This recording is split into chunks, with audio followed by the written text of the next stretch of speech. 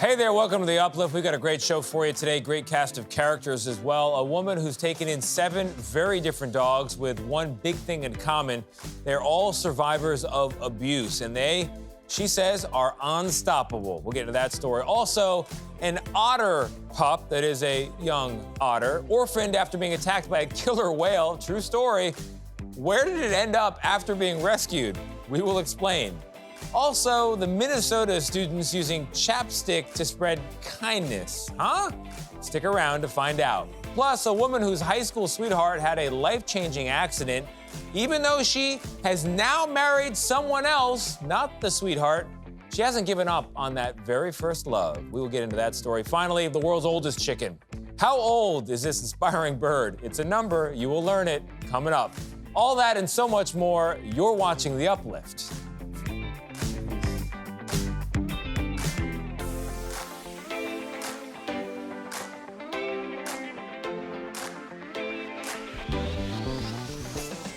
Hey there, I'm Tony DeCopel, and this is The Uplift, the show that lifts you up for at least the next 30 minutes, you and me as well. And we're going to begin with a woman who has adopted 7 dogs, all of them different breeds, but one big thing in common. They are, as she says, unstoppable. Caitlin O'Kane has their story. There's a family of dogs in Huntington Beach, California, known for being unstoppable. They're different breeds, and they come from different troubled pasts. But they've all been given a second lease on life by a woman named Debbie Pearl, who trains dogs for movies.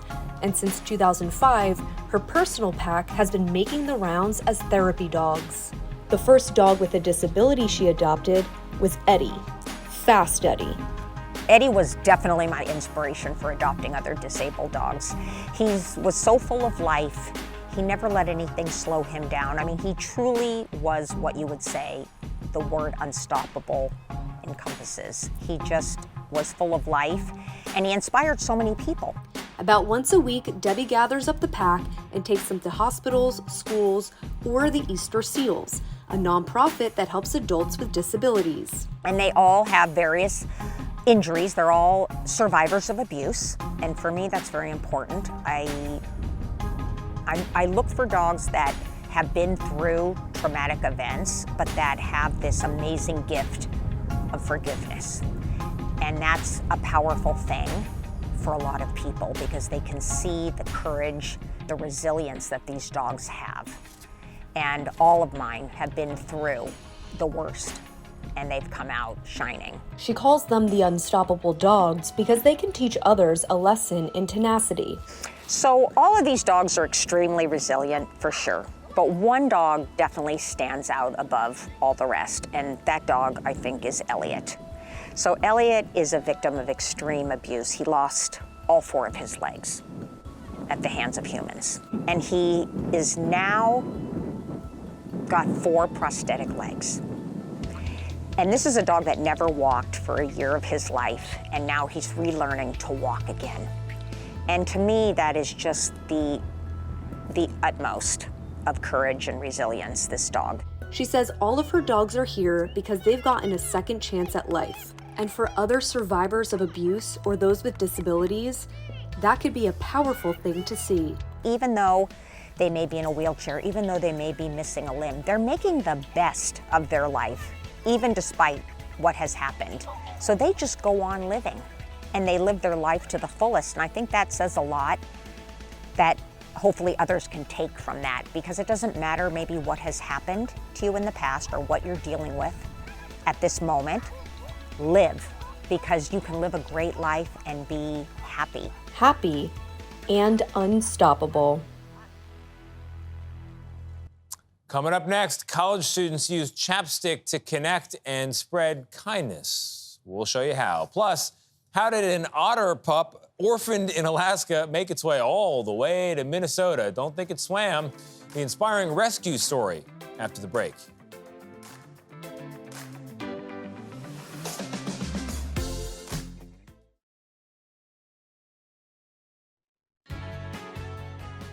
A boy in Florida recently called 911 using an out-of-service cell phone he had, and when the Hillsborough County Sheriff's Deputy Scott Pratt showed up to talk to the boy's mom about that call, this happened. You called the police? Why did they get him a hug. You called him to give him a hug. What is? Let me see if it was here. Yep, at 441. Yeah. And I know what your phone number 911. Yeah, but you know what that's for? Is if you're in trouble and you need help. Or if somebody you know is around you and that's in trouble and that needs help. It's very important. You got to be careful when you call that number, okay? Okay. Only in emergencies, and if you're hurt or someone else is hurt and your mom needs help, you know, someone's doing something they're not supposed to do, you give us a call, okay? Okay. All right. Sorry. It's okay, kid. Don't worry about it. Thank you. You're welcome. An otter pup orphaned after it was attacked by an orca in Alaska has found a new home halfway across the country in the great state of Minnesota. CBS Minnesota's Jennifer Mayerly got a behind-the-scenes look at the new otter's home. Meet the Minnesota Zoo's newest sea otters. This is 7-week-old Nuka. Splashing around over here is Denali. She's about 5 months old. They seem pretty active. They're constantly active. They're little busybodies, so they're either sleeping or doing something, whether it's grooming, playing, hunting.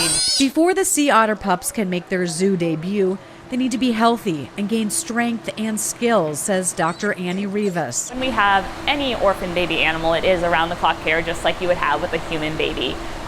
But you know, this is a way for us to give animals a chance that otherwise would not have survived.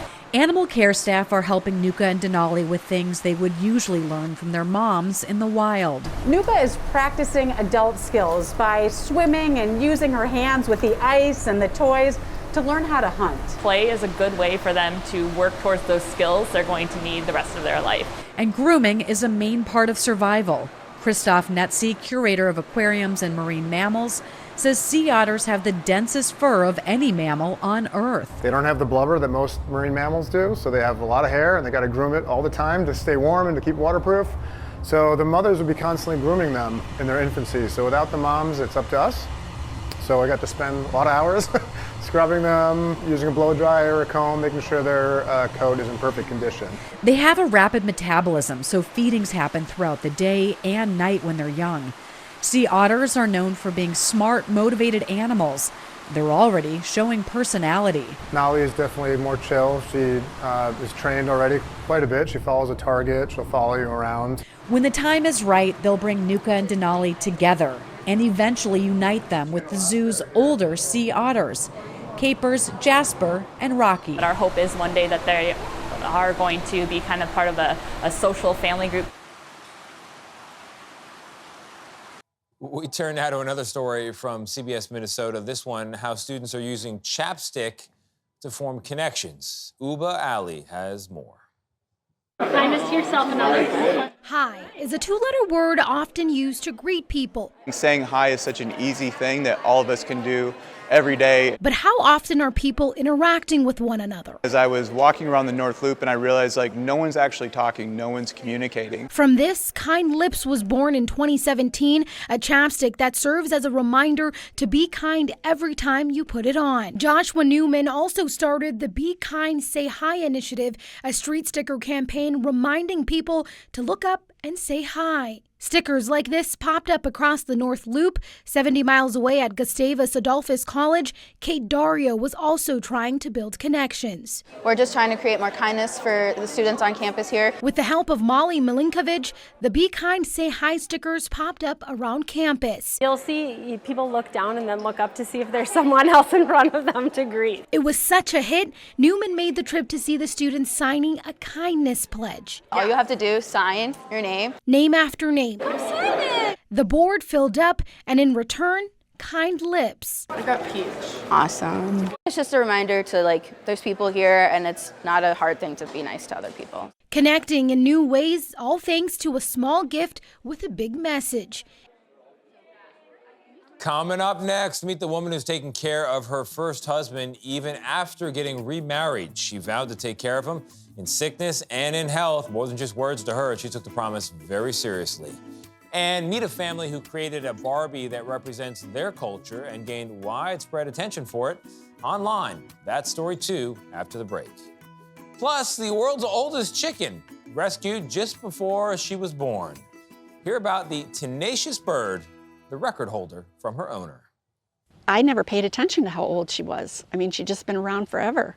But a friend who moved to California couldn't believe that Peanut was still alive when he came back after 18 years. And that's when we started doing the math and realizing, and we had other clues to her age. So another friend urged me to apply to Guinness, and so I did.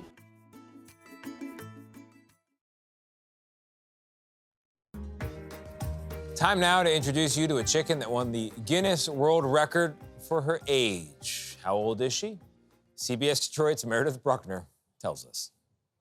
Chelsea, Michigan is home to several famous things: the Jiffy Mix Factory, actor Jeff Daniels, and the oldest living chicken on Earth. This is Peanut.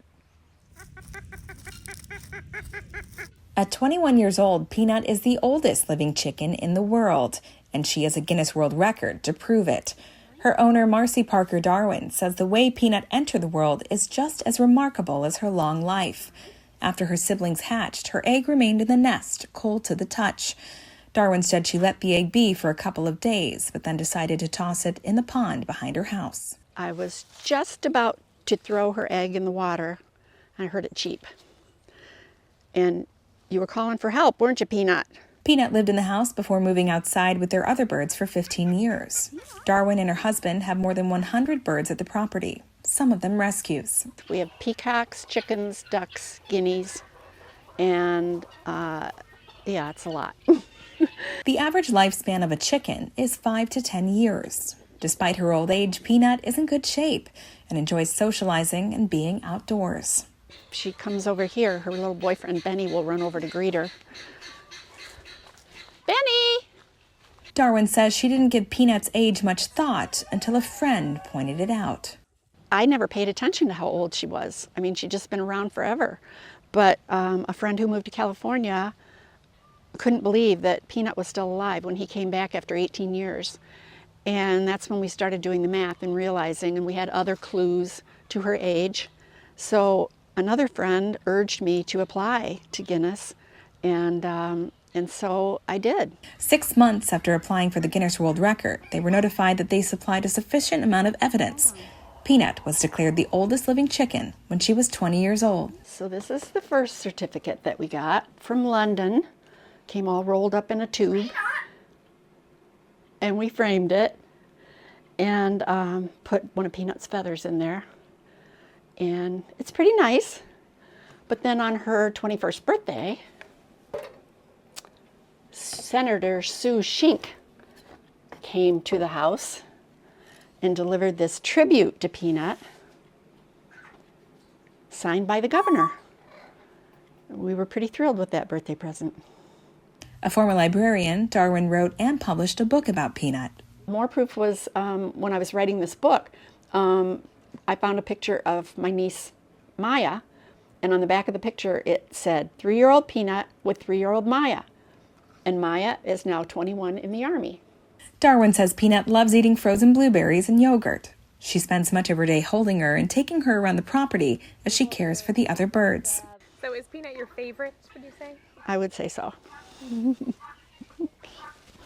People ask me what's the secret to her longevity, and we say love. A family in Alaska has gained attention online for creating a Barbie doll that represents their particular culture. Eric Soule from CBS affiliate KYES has more on their creation. It's just something that I grew up doing and something that I love doing. Angela Gonzalez grew up in interior Alaska. My mom, Eleanor, she still lives in Huslia. Beading is in her blood. Maybe started in first grade. I make a lot of slippers, wall hangings, earrings. She learned from her mom and grandmother. Here's some earrings that I made for my daughter. Growing up doing traditional things like fish camp, she learned to be creative. We had radio and just the fun camp life. Playing with toys made by her grandmother. She used to make grass head dolls. Now she has kids of her own. Growing up, Angela created traditional themed toys for them. I made a little camp scene when Ermelina was younger. These days, you can find them working on projects together, Both of my daughters have learned how to sew. creating those projects with a tiny helper. Here is a Barbie that my daughters and I made. It represents moose hide tanning. Here's a little barrette that Ermelina made, and then I made a little scraper. I started doing these little Barbie scenes, I guess you would say, for fundraisers. And so I've done that for quite a few years. Then one of their creations got the attention of social media. So this summer we created the a fish camp Barbie. A scene familiar to Angela's childhood. Barrette that I made, it says Fish Camp Barbie, and made a little fish cutting table, a little tlabas or ulu. Recreating everything in miniature. The fish that's made out of tan fish skin. Right down to the littlest details. Ermelina made that little cussbuck, and then her little jewelry headband and little beaded cuffs. Creating a culturally accurate tiny scene. A tent, a wall tent, because that's how we grew up in interior in fish camp. Today, they are working on a winter scene. My relative Millie from Allakaket gave me this little dog sled. With just kind of the theme of like each season, we did the summer Barbie, fish camp, and then kind of more of the fall with the moose hide, and then with this sled dog one, we're planning to kind of just follow the seasons. And the big news from cultural Barbie land? That we're working on a Ken Barbie. So move over, Malibu Barbie. Sometimes it's just good to, share this Alaska Native way of life and way of being. Indigenous Barbie is setting up camp. It's been just really cool to share that story, because we got a lot of stories to tell. Coming up next, meet the woman who's taking care of her first husband, even though she's remarried. Their inspiring story of a love that is unconditional after the break.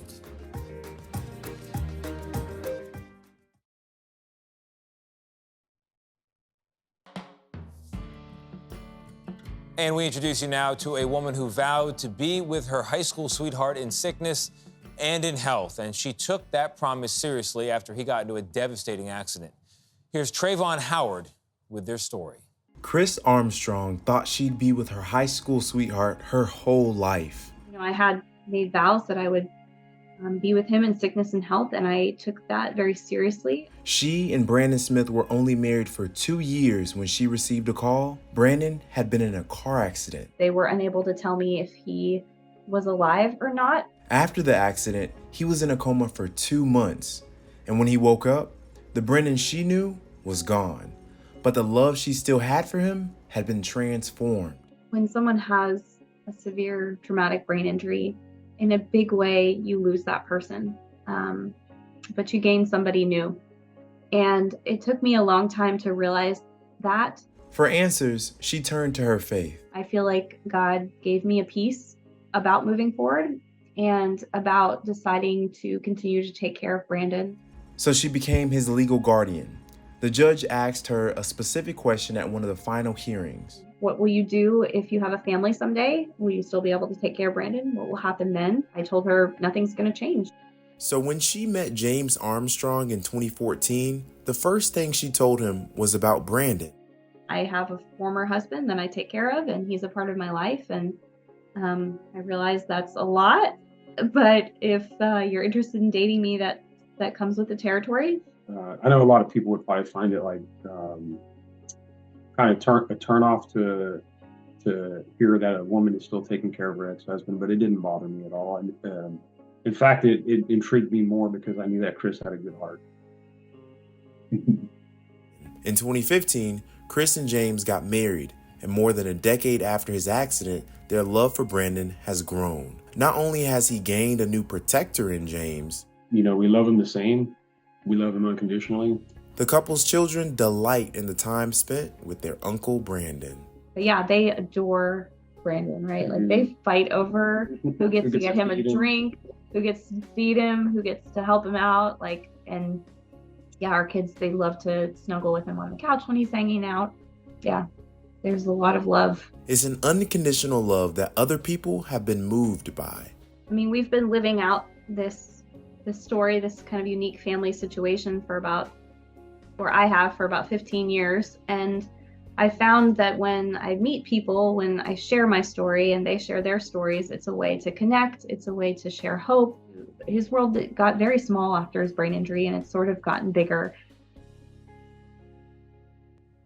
Very nice story, Trayvon. Thank you very much. That is our show. I hope it brightened your day and lifted you up. I'm confident it did. So confident, in fact, if it didn't, watch another one. Reruns are free. I'm going to go find some good news. See you next time.